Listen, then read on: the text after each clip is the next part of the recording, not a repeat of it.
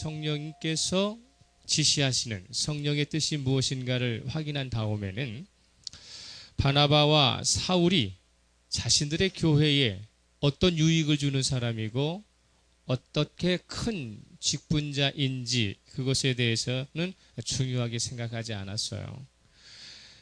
하나님께서 이 두 사람을 다른 사역을 위해 쓰시겠다면 군말 없이 주님의 뜻을 따르게 하겠다고 하는 그러한 결정을 했기 때문입니다. 그래서 이 교회는 마가 요한이라고 하는 바나바의 조카이기도 한 이 사람을 수행자로, 수종자로 삼아서 이제 하나님께서 펼치시고자 하시는 복음의 사역을 이제 시작을 하게 하는 것입니다.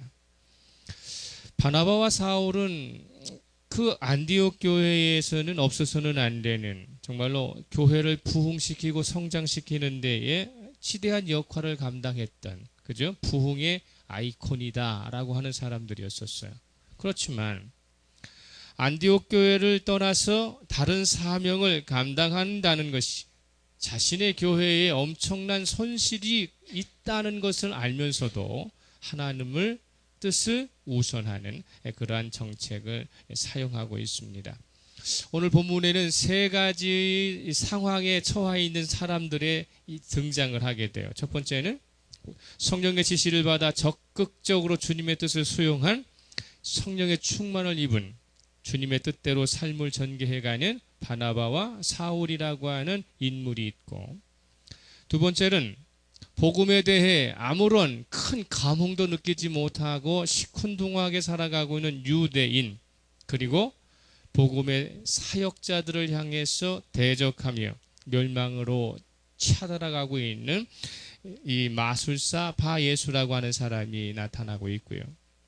세 번째로는 부와 권력을 양손에 쥐고 정말로 부러울 것 없이 삶을 살 것 같은 이 사람이 영혼의 만족감을 얻지 못하고 영적으로 방황을 거듭하다가 이 바나바와 사울을 만나게 되는 구브로의 총독 서기오 바울이라고 하는 사람이 있습니다. 성령께서는 바나바와 사울에게만 역사하시는 것이 아니라 마술사 바예수라고 하는 사람, 그리고 구브로의 총독 서기오 바울에게도 어떻게 합니까? 그들의 삶의 한가운데 개입하셔서 하나님의 뜻을 펼쳐질 수가 있는데, 하나님의 뜻이 펼쳐지고 있는 상황 속에서 성령의 지시에 의해서 살아가는 삶이 어떻게 응답되어야만 주님의 뜻을 거스르지 않고 자신의 인생의 목적을 달성할 수 있는가를 여기에서 우리는 찾아볼 수 있습니다. 성령의 보내심을 받아 또 성령의 의지를 따라서 살아가는 모든 것들, 성령의 지시, 성령의 뜻대로 산다고 해가지고 그 사람의 모든 삶이 처음부터 형통해져 가는 것은 아니다라는 것을 알 수 있어요. 바나바와 사울이 비록 성령의 보내심을 받고 성령의 지시에 따라서 구브로의 처음 전도 여행을 시작을 했지만 도착하자부터 기적이 일어나고 역사가 나타나고 만사가 형통한 것은 아니다라는 것을 알게 돼요. 우리 속담에도 그런 말이 있죠. 첫 술에 배부를 수 없다라는 이야기가 있듯이 바나바와 바울의 첫 선교였던 구브로에서의 사역은 결코 만족스럽지 못했던 것은 사실입니다. 그러나 이 두 사람은 실망하지 않죠. 그러면서 성령을 더더욱 적극적으로 의지하게 되죠. 그러면서 전혀 예상하지 못했던 일들이 펼쳐지는 가운데 속에 하나님은 위대하시구나, 하나님의 뜻은 창대하시구나 라고 하는 것을 알게 되죠. 이 구브로라고 하는 것은 구약 성경에서부터 시로 나와요. 그래서 이 기띔이라고 하는 말, 엘리사의 섬이라고도 이렇게 우리가 에스겔서에서도 나타나게 되고 여러 창세기에서도 나타날 수 있는 것인데, 이 기띔이라고 하는 섬인데 이 지중해 동부에 위치하고 있습니다. 현재에는 다수개의 그리스계와 소수개의 터키계 사람으로 구성되어 있는 키프로스 공화국을 가리키는 말이에요. 그런 가운데 속에 지리적 중요성을 가지고 있기 때문에 제1차 세계대전 전에 영국이 먼저 선점을 했어요. 이 구브로라고 하는 이 키프로스 섬을 선점을 해갖고 식민 통치를 하다가 1960년대 8월 16일, 우리는 1945년이었는데 여기는 1960년 8월 16일 날 독립을 선언하게 됩니다. 그리스계 주민이 다수고 그리고 터키계 주민이 소수이다 보니까 늘 충돌이 일어나고 있어요.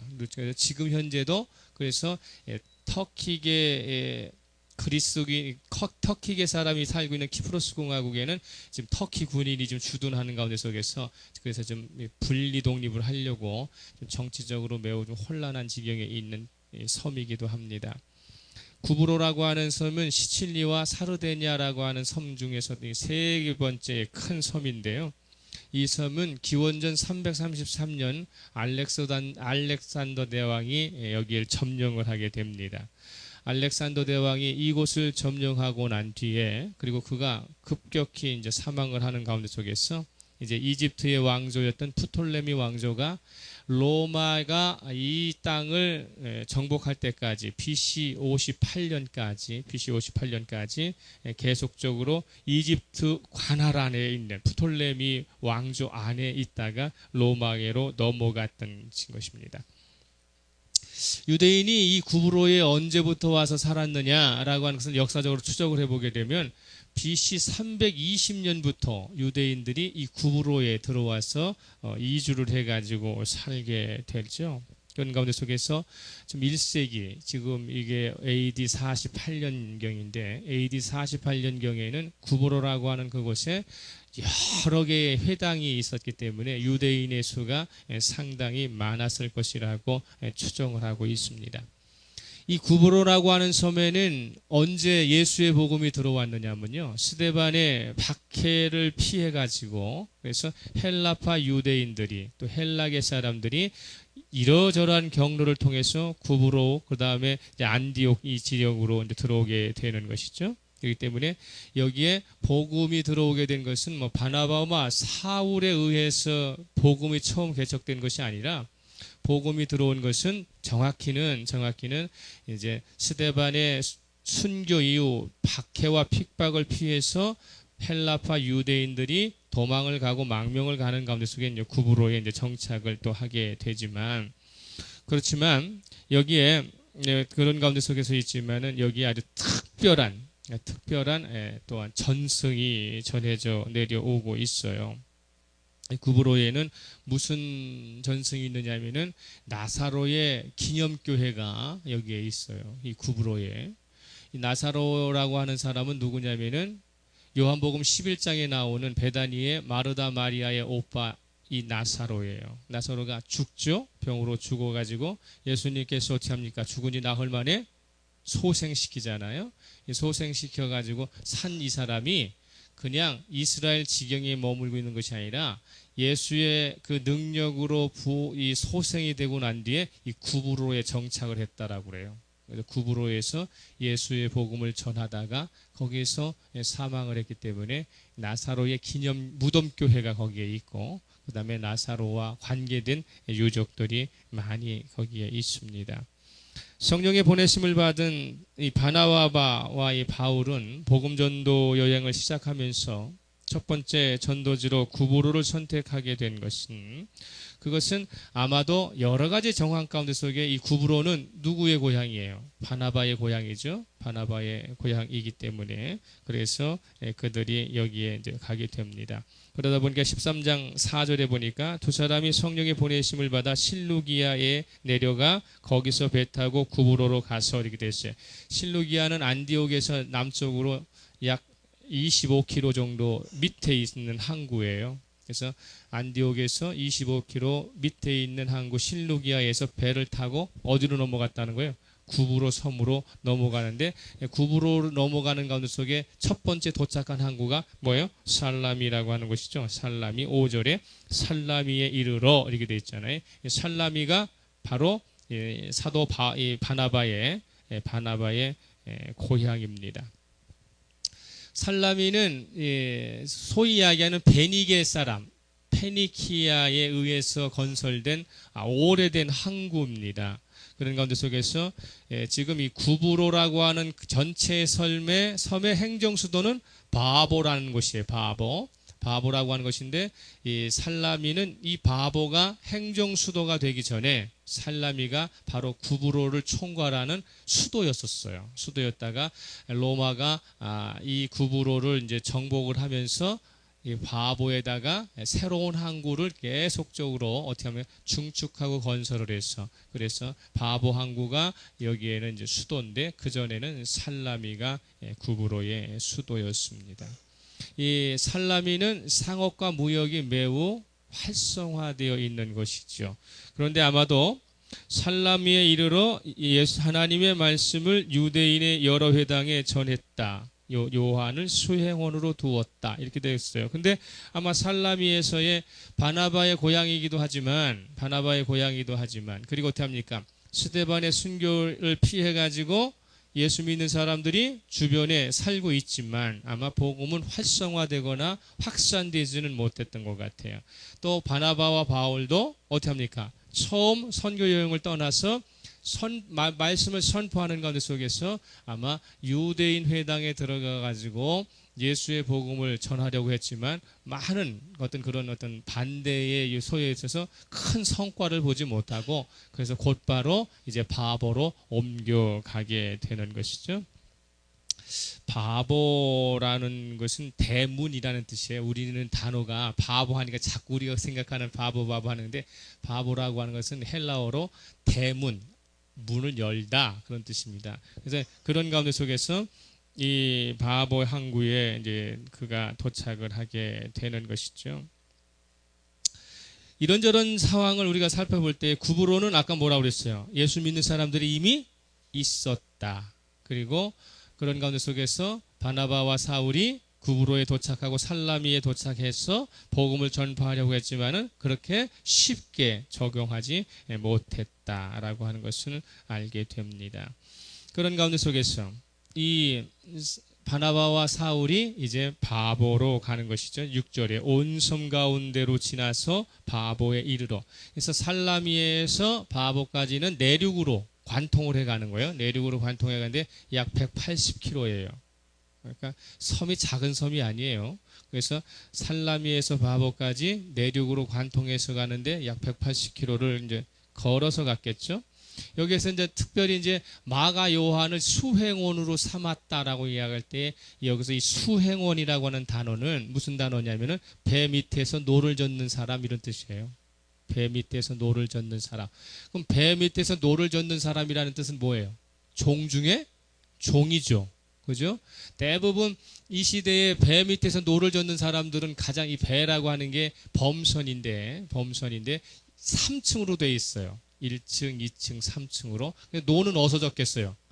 맨 밑에 지하 3층에서 젓으니까 어떻게 됩니까? 너무도 힘든 그런 것처럼 이 수행원, 수종자라는 뜻이 그런 뜻이죠. 그러니까 마가 요한이 바나바의 조카이기도 했지만 복음 전도를 위해서 뭘 했다는 거예요? 종의 역할을 감당을 했다라고 하는 것을 우리는 알게 되는 것이죠. 거기에 바보에 도착을 했는데 거기는 행정수도이니까 거기에는 누가 있었다? 총독이 관할하는 지역이고, 그런 가운데 속에 누구를 만났다?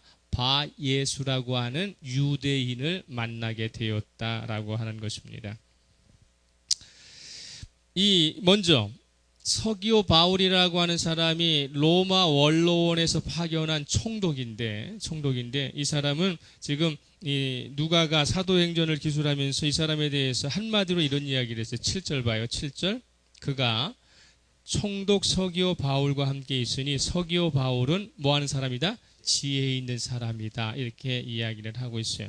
서기오 바울이라고 하는 말을 정확하게 헬라어로 음역을 하면은 세르기우스 파울루스가 돼요. 세르기우스 파울루스가 되는데, 이 사람은 41년서부터 51년까지 구브로의 총독으로 파견된 사람이지만 로마 원로원의 의원 선거권을 가지고 있는, 그래서 이제 선거권을 가지고 있는 정도로 명성이 매우 높고 그리고 로마 제국 안에서도 꽤 유명한 사람이에요. 세르기우스 파울루스라고 하는 사람이.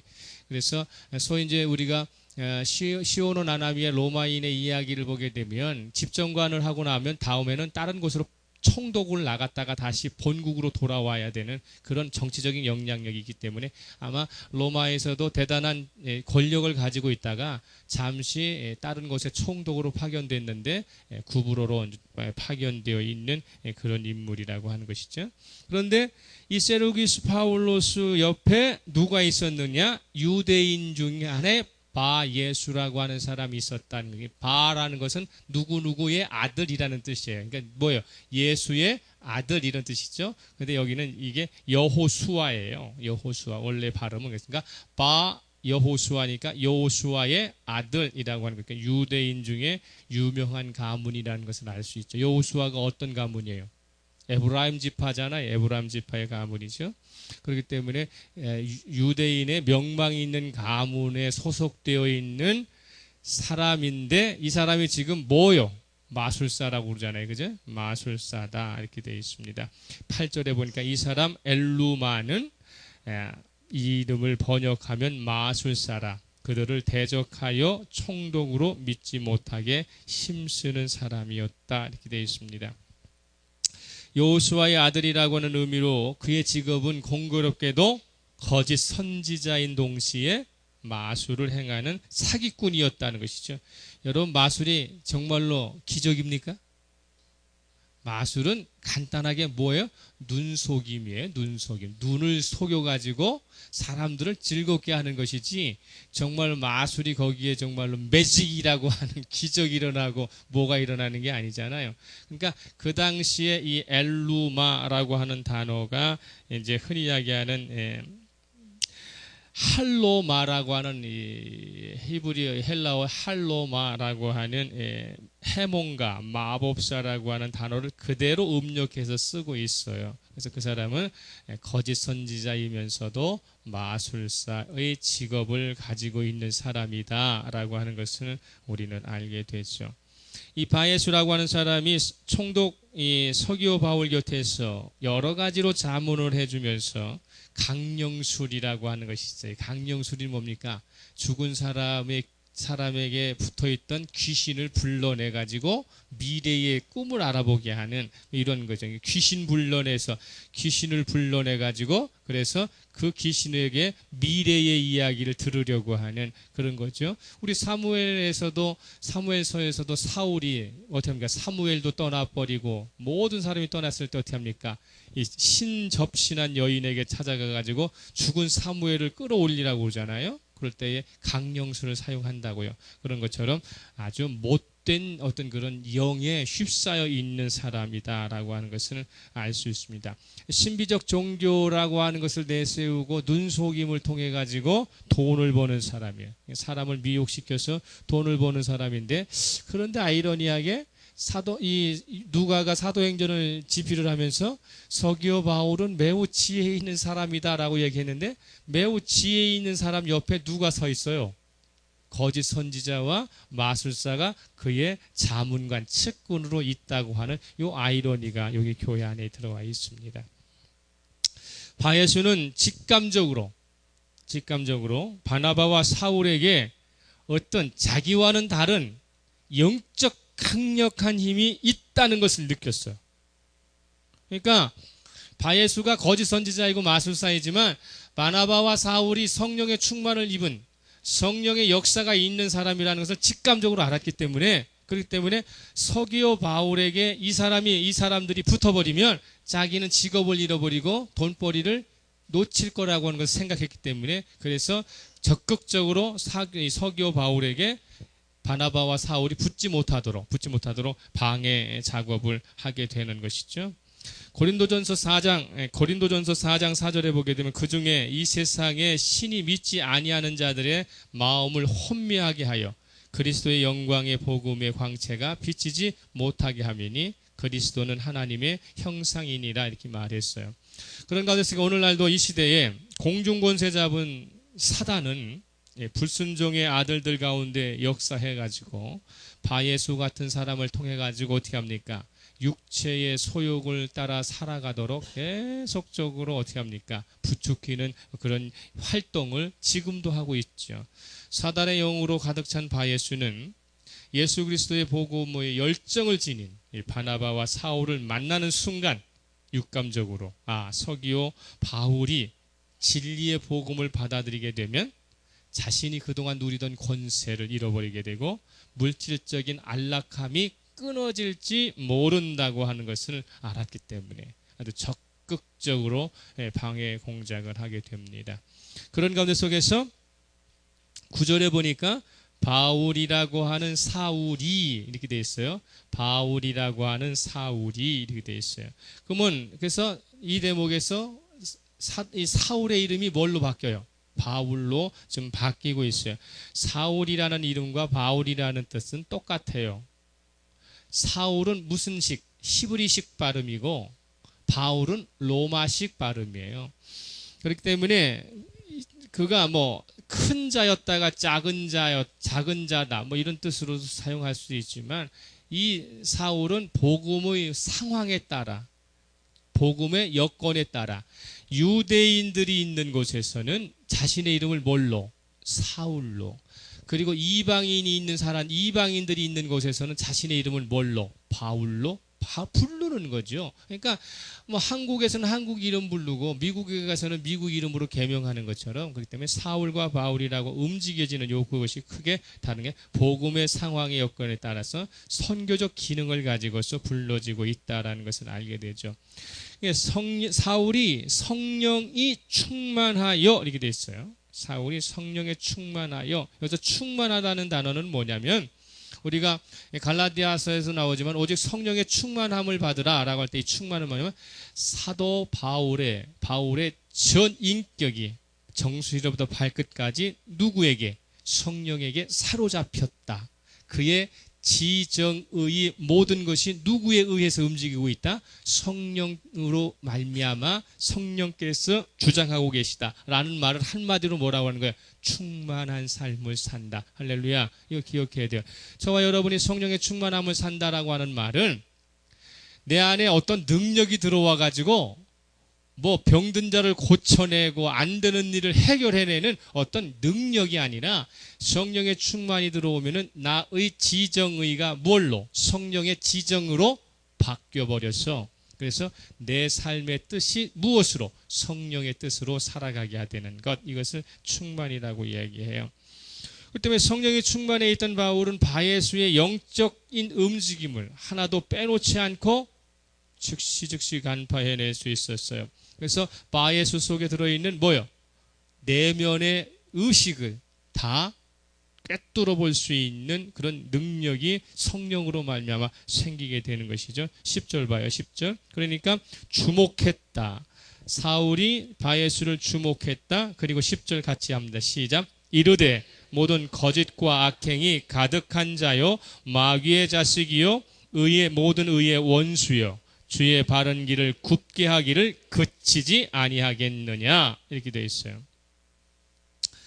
마술사 바예수는 학문이 있지만 학문에서도 경솔하지 않겠어요? 귀신의 학문을 받았으니까. 그렇기 때문에 속임수로 일생을 살아왔던 사람이기 때문에 경솔하기도 하고 파렴치하게 총독 서기오 바울 및 구부로 사람들을 농락하고 살았던 것이죠. 마귀의 자식이라는 말, 이 마귀라고 하는 말은 뭐냐면 상대방을 비방하고 중상모략하다라는 뜻이 마귀라는 뜻이에요. 사단은 고발하는 자라는 뜻이죠. 사단은 고발하는 자. 이 마귀라고 하는 뜻은 디아볼로스라고 이야기할 때 비방하다, 중상모략하다, 없는 것을 있는 것처럼 꾸며내다라고 할 때 쓸 때 마귀라고 하는 것이죠. 그렇기 때문에 이 마귀적 가치를 가지고 살아가는 사람이 바예수라는 사람이었었어요.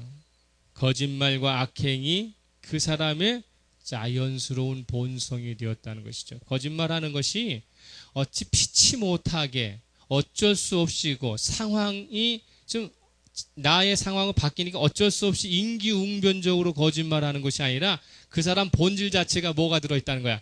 거짓으로 가득 차 있다는 것이죠.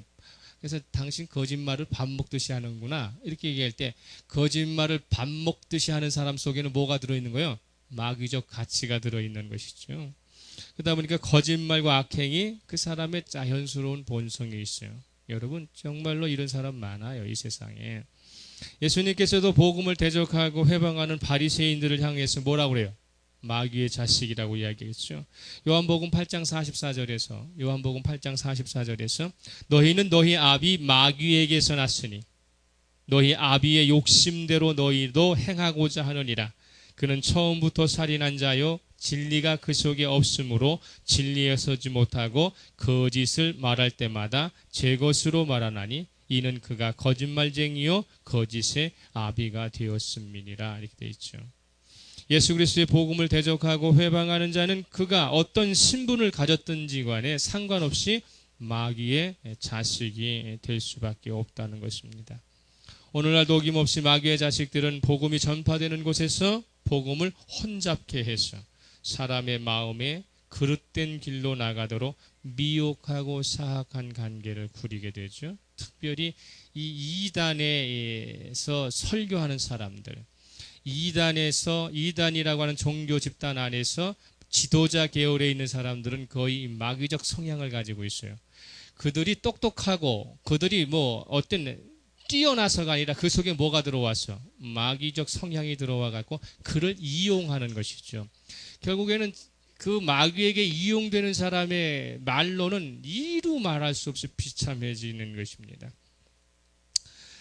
그래서 바 예수에게 사울은 뭐라고 이야기하느냐면은 마귀적 행동을 당장 그치라 이렇게 이야기하죠. 그래서 10절 하반절에 그치지 아니하겠느냐고 명령을 해요. 그치지 아니하겠느냐. 미국의 대각성 운동을 이끈 이 조나단 에드워드라고 하는 목사님이 계세요. 이분이 많은 명설교를 하신 가운데 속에 그분의 제목 중에 하나가 뭐냐면 진노하시는 하나님 손 안에 있는 죄인이라고 하는 설교가 있어요. 모든 목회자의 후보들이 이 설교만큼은 반드시 연구를 해야 되고 이 설교만큼은 반드시 읽어야만 되는 게 목회자가 가지고 있는 부분들이에요. 여기에 조나단 에드워드가 이야기하는 대목이 뭐냐면 하나님은 어느 순간이라도 악인을 지옥에 던져 넣을 수 있는 충분한 능력이 있기 때문에 어떤 사람이라도 하나님을 대적할 수 없고 하나님의 손에서 벗어날 수 없다라는 것이죠. 여기에 이 부분 가운데 그치지 아니하겠느냐 이렇게 이야기하면서 사울은 다시 한번 뭐라고 이야기하면 11절에서 보라 이제 주의 손이 내 위에 있다 이렇게 얘기하셨어요. 주의 손이 내 위에 있다. 이 하나님의 손이 은혜의 손길이어야죠. 할렐루야.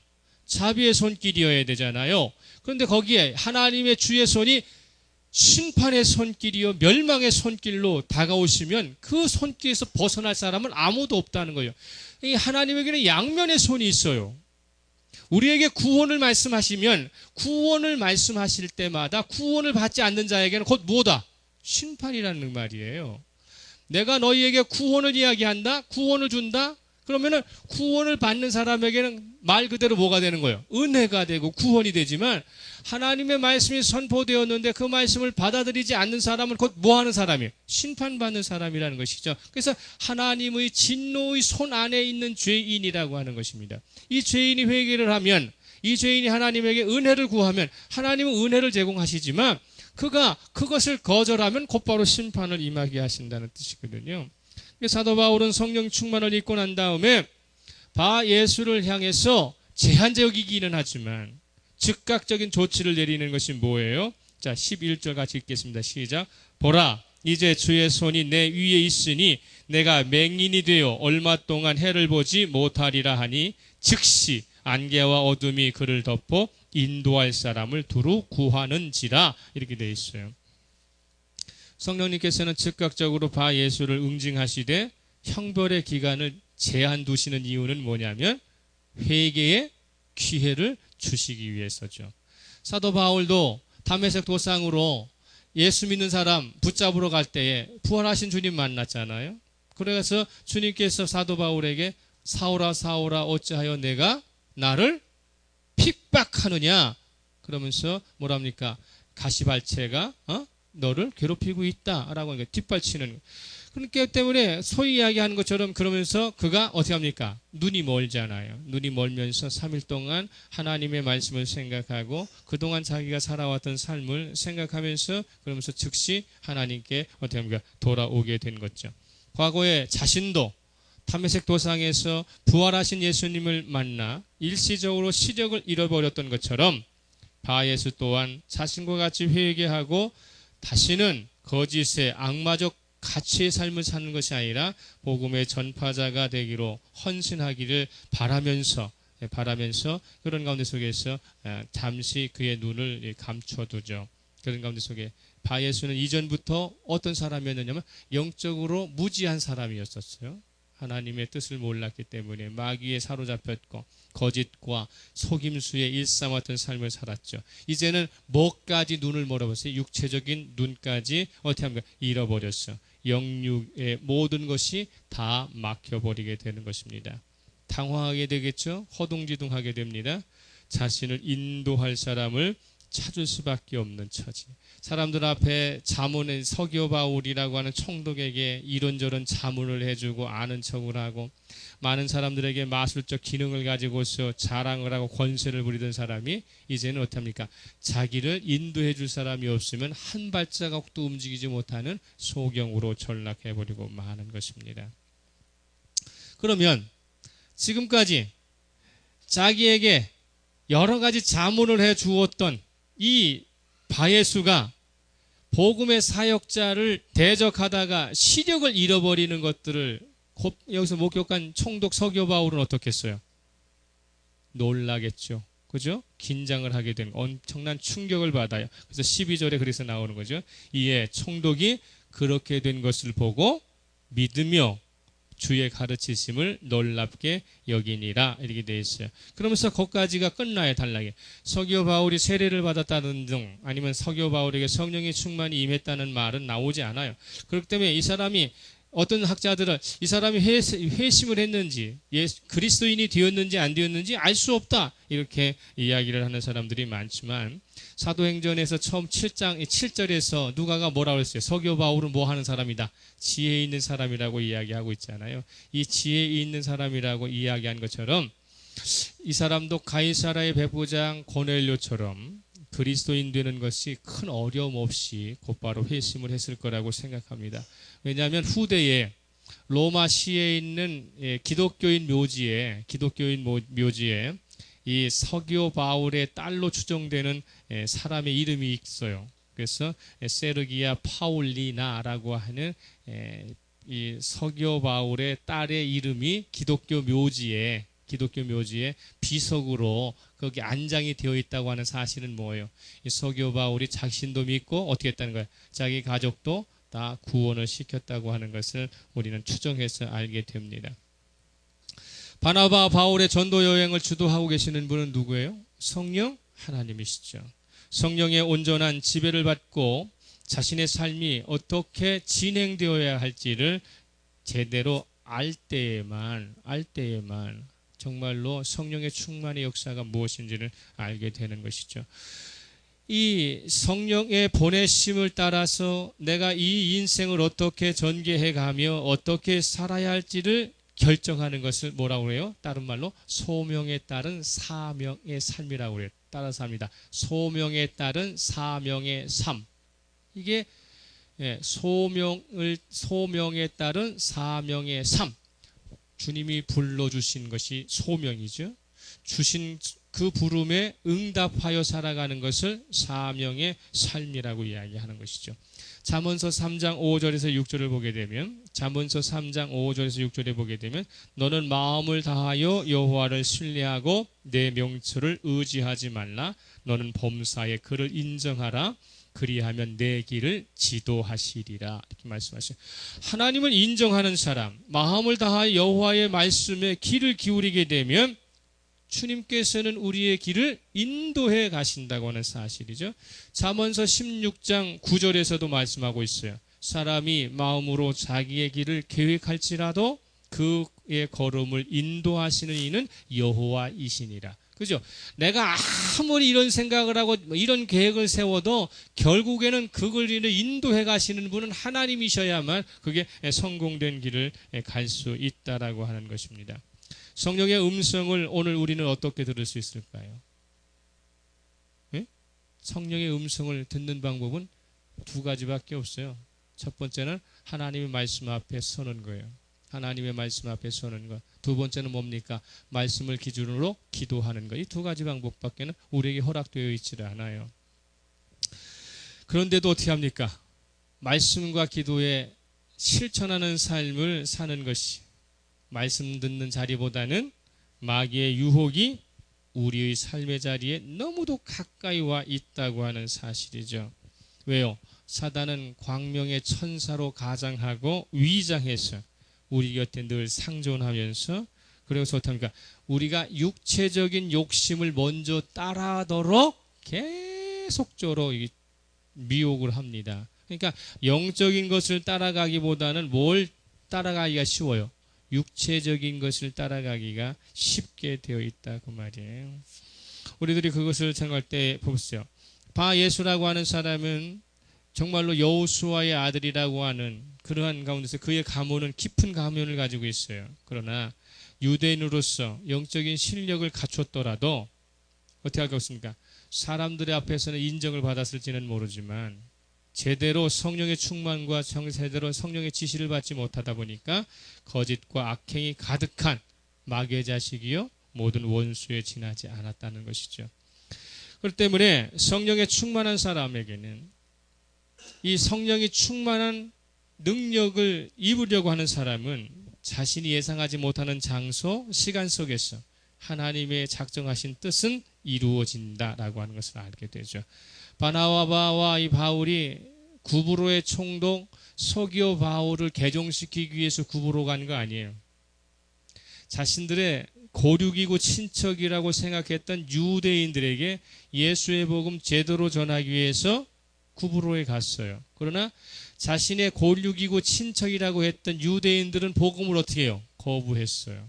그리고 어떻게 합니까? 전혀 예상하지 못했던 총독 서기오 바울은 그 하나님의 말씀을 듣고 싶어가지고 바나바와 바울을 어떻게 합니까? 초청해서 자기 관저에서 하나님의 말씀을 들으려고 하는 예상 밖의 일이 일어나고 있는 것이죠. 들어야 할 사람은 거부하고 듣지 않을 것이라고 생각했던 대상은 직접 어떻게 합니까? 사역자들을 총독 관저로 불러서 들으려고 했다라고 하는 것이죠. 말씀을 들을 준비를 하고 있었던 사람은 유대인들이 아니라 전혀 예상 밖의 인물이었다는 것이죠. 하나님께서는 그렇게 우리의 인생 가운데 속에서 성령의 충만을 입고 성령의 보내심을 받아 살게 되면 우리가 예상하지 못하는 곳에서 기적이 일어날 수 있도록 우리가 예상하지 못한 곳에서 우리에게 기쁨이 주어질 수 있는 무엇인가를 준비하고 계시다고 하는 것이죠. 한번 생각해 보세요. 권력을 가지고 있어요. 돈을 가지고 있어요. 불편한 길이 없어. 어려움이 없어. 이 사람이 어려운 길 스스로 선택할 방법은 없어요. 권력자가 개종하는 거 이게 쉬운 일이 아니에요. 돈 많은 사람이 개종한다는 게 쉬운 일이 아니에요. 그런데 하나님은 그걸 바꿔내시잖아요. 바꿔내시는 가운데 속에서 그가 그리스도인 될 확률은 가장 희박했음에도 불구하고 가장 확실하게 그리스도인에게 만드시는 역사를 하나님은 이루신다는 것이죠. 우리가 자주 사용하고 있는 이사야서 55장 8절 9절에서 이사야서 55장 8절 9절에서 이는 내 생각이 너희의 생각과 다르며 내 길은 너희의 길과 다름이니라. 여호와의 말씀이니라. 이는 하늘이 땅보다 높음 같이 내 길은 너희의 길보다 높으며 내 생각은 너희의 생각보다 높다라고 하신 말씀을 이해해야 돼요. 누구의 생각을 평소에 자신의 핵심으로 가지고 살아가느냐, 누구의 말씀을 결정하고 선택할 것이냐, 이것은 매우 우리가 인생을 살아가는 가운데서 신앙생활하는 가운데서 매우 중요한 아주 철칙이죠. 저와 여러분은 어떠한 것을 결정하고 선택할 때 잠깐 기다려 보십시오. 제가 기도하고 내가 말씀 앞에 부복한 가운데 속에서 결정하겠습니다 라고 하는 이것을 우선합니까? 아니면 이런저런 정보를 보고 이렇게 대차대조표를 마친 가운데 속에서 그래서 선택을 합니까? 우리가 불가능해 보이는 것 같아도요, 우리 속에 아무것도 아닌 것 같아도요, 거기에 말씀 앞과 기도 앞에 서게 되면 반드시 하나님은 선한 길로 인도해 주시게 되어 있어요. 왜냐하면 하나님 스스로가 뭐 하신 분이기 때문에, 선하신 분이시기 때문에 그런 것이죠. 성령의 보내심을 받고 성령의 충만한 사람으로 살기 원하는 사람은 그렇기 때문에 또 한편으로는 자기의 귀에 들리는 책망의 소리를 어떻게 합니까? 자신의 귀에 들리는 책망의 소리에 지혜롭게 대응할 수 있어야 해요. 내가 성령의 사람이라고 하는 것은 내가 실수하지 않는다는 것이 아니라, 내가 잘못을 저지르지 않는다는 것이 아니라, 내가 죄를 저지르지 않는다는 뜻이 아니에요. 내가 성령의 충만을 입었지만 때로는 나는 인간적으로 실수할 수 있고 실패할 수 있고 잘못을 저지를 수 있어요. 그럴 때 성령께서 내 귀에 책망하시기에, 말씀으로 책망하든 사역자를 통해서, 목회자를 통해서 책망하실 때 그것을 제대로 받아들이고 그것을 바로 응답하게 되면 더 좋고 넓은 길로 갈 수 있다고 하는 사실이죠. 사도 바울은 자신도 복음을 대적하다가 시력을 상실한 적이 있었기 때문에 바 예수에게도 어떻게 합니까? 즉시로 어떻게 합니까? 안타까운 심정으로 책망하잖아요. 그치라, 이렇게 이야기하고, 그치라, 너가 이곳에서 그쳐야 한다. 그런 가운데 속에 그치지 않게 되면 그의 삶은 어떻게 됩니까? 희망이 없는 삶으로 다시 가는 것이죠. 성경은 그가, 이 바예수라는 사람이 사도 바울의 이 권면을 듣고 눈을 상실하고 난 뒤에 예수님께로 돌아섰는지 아니면 안 돌아섰는지, 그것은 침묵하고 있어요. 우리에게 이야기하고 있는 거예요. 너희들은 어떻게 결정할 것이냐? 바예수의 입장에서 하나님의 성령의 보내심을 받은 자에게 책망을 듣고 그리고 하나님께 징계를 받았을 때에, 그때에 어떻게 더더욱 튕겨져 나갈 것이냐, 아니면 더더욱 하나님 앞에 무릎 꿇고 하나님 앞에 겸손하게 회개할 것이냐, 그것을 선택하라고 이야기를 하는 것이죠. 성경이 우리에게 말씀하시는 것은 무엇입니까? 아까도 말씀드렸지만 이 세상에는 완전한 사람은 아무도 없어요. 다 실수하는 사람이고 허물이 있을 수 있기 때문에 당연히 책망 들을 수 있다는 것이죠. 그러나 그것을 제대로 듣고 또 제대로 돌아서는 사람은 많지 않다는 것이죠. 저와 여러분이 예배 가운데 속에 하나님의 말씀을 듣고 난 가운데 속에서 집에 도착하면서 일주일 동안의 월요일, 화요일, 수요일 이렇게 살아가면서도 내가 이러한 결정을 할 때, 이러한 삶을 할 때 이것을 우선으로 하겠다라고 그러고 그것을 따라 사는 사람들은 많지 않아요. 반복되는 예배를 드리고 있지만, 꾸준히 내가 그리스도인이라고는 삶의 자리에 서 있지만 결국에는 하나님의 뜻보다는 자신의 뜻을 우선해서 결정할 때가 너무도 많다는 것이죠. 그럴 때 주께로 돌아서지 않는 사람을 향해서 주님께서는 뭐라고 얘기해요? 성경에서 목이 곧은 사람이다, 이렇게 얘기해요. 목이 곧은 사람에게는 결탄코 기회가 주어지지 않아요. 그래서 잠언서 1장 23절에 너는 나의 책망을 듣고 돌이키라. 보라, 내가 나의 영을 너희에게 부어주며 내 말을 너희에게 보이리라 말씀하고 있어요. 책망을 듣지 않기 위해서 노력하는 것, 그것도 좋은 것이지만 책망을 들을 때마다 어떻게 합니까? 내가 그 책망을 통해서 한 단계 영적 성숙을 이루어가는 것, 매우 중요한 것이죠. 이 바나바와 사울이 성령의 보내심을 받아서 성령의 충만을 입어서 만나는 사람들마다 다 변화시킨 건 아니잖아요. 구브로 사람들이 바나바를 만나고 사울을 만난 다음에 예수 그리스도의 복음으로 다 전환하거나 다 개종한 것은 아니에요. 그 중에 소수의 사람만 말씀을 듣고 그렇게 살기로 변했다는 사실이에요. 우리는 다수에 속할 것인가, 아니면 소수에 속할 것인가, 소수가 선택한 삶을 나도 살아갈 것인가를 결정해야 하는 그 순간에 우리는 어떤 결정을 가지고 있는 것인가죠. 산수의 사칙연산이 있어요. 그죠? 산수의 사칙연산이 뭐예요? 더하기, 빼기, 곱하기, 나누기가 사칙의 연산이에요. 내가 인생에 플러스라고 하는 것을 가지고 있지만 이 플러스가 나에게 도움이 되는 플러스라면, 만약에 돈 100원에 플러스를 갖고 있으면 100원이 100원이 되고 200원이 되고 300원이 되겠죠. 그죠? 기쁨은 플러스를 가지고 있으면 더 커지죠. 그런데 내가 가지고 있는 마이너스라고 하는 것을 갖고 있는데 거기에 기쁨이라고 하는 것이 있으면 어때요? 기쁨은 마이너스가 되면 계속 줄어드는 거예요. 슬픔이 들어올 때는 나에게는 뭐가 들어와야 돼요? 마이너스가 들어와야 돼요. 그래야 슬픔을 작아지고 나눠줘야 되는 것이죠. 플러스, 마이너스, 그 다음에 곱하기와 나누기가, 이 더하기와 빼기와 곱하기와 나누기가 내 마음대로 선택을 해가지고 내 인생의 계산값을 낼 수 있는 게 아니에요. 그걸 해주시는 분은 하나님이시다 그 말이에요. 내가 기쁨이 있을 때에 곱하기를 주시면 기쁨은 배가가 되겠죠. 더하기도 배가가 되겠죠. 내가 슬픔이 있을 때, 실패가 있을 때는 나누기가 되고 빼기가 돼가지고 어떻게 됩니까? 더 작아지고 더 나눠줘야만 내가 설 수 있어요. 내 마음대로 사치견산에 더하기를 선택하고 빼기를 선택하고 곱하기를 선택하고 나누기를 선택할 수 있는 게 아니에요. 그런데 하나님께서 내 인생에 더하기를 선택하게 하시고 빼기를 선택하게 하시고 나누기를 선택하게 하시고 곱하기를 선택하게 하시면 계산된 것이 무엇이든지 간에 책임은 누가 져주신다? 하나님이 져주시는 것이죠. 그때 왜 저희들은 성령의 보내심을 받는다는 것은 내가 이 일을 하면 나에게 플러스가 되겠구나, 이것을 선택하면 나에게 마이너스가 되겠구나, 저 일을 하면 나에게 곱하기가 되겠구나, 이 일을 하면 나에게는 나누기가 되구나, 이거 생각해서 살면 안 된다는 거예요.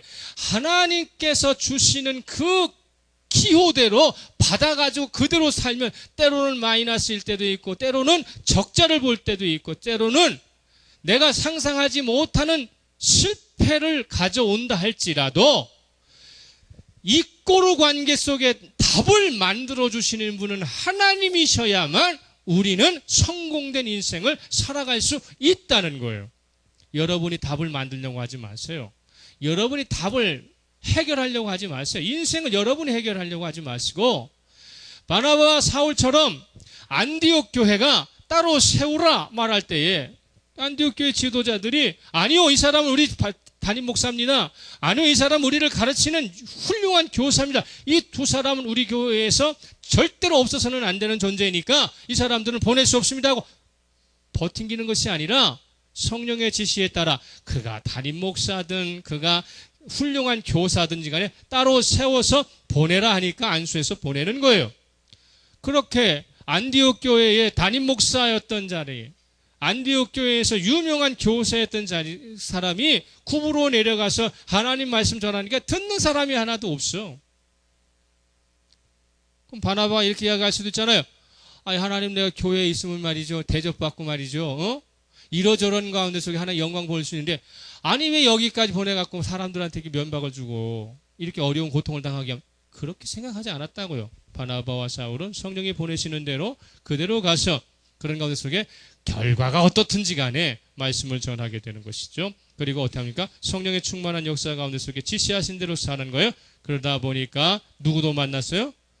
총독 서기오 바울을 회심시키는 거죠. 로마 제국 안에서 총독을 초창기서부터 회심시켰다는 역사는요, 나중에 이 사람이 로마로 가가지고 로마 교회에 엄청난 역할을 감당한단 말이죠. 고넬료와처럼. 우리들의 삶 가운데 속에서 답은 누가 지고 계시다? 하나님이 지고 계시다. 여러분 더하기, 빼기, 곱하기, 나누기 여러분 계산하지 마세요. 주님이 주시는 대로 이번에 더하기 주시면 내가 고통을 갖고 있는데 더하기 주시면은 하나님 고통이 더해지고 있어요. 불안해할 필요 없잖아요. 그죠? 내 삶에 내가 물질이 적은데 거기 나누기가 들어와. 100원밖에 없는데 나누기가 들어오면 자꾸 나눠지잖아요. 그러다 보니까 더 힘들어질 수도 있잖아요.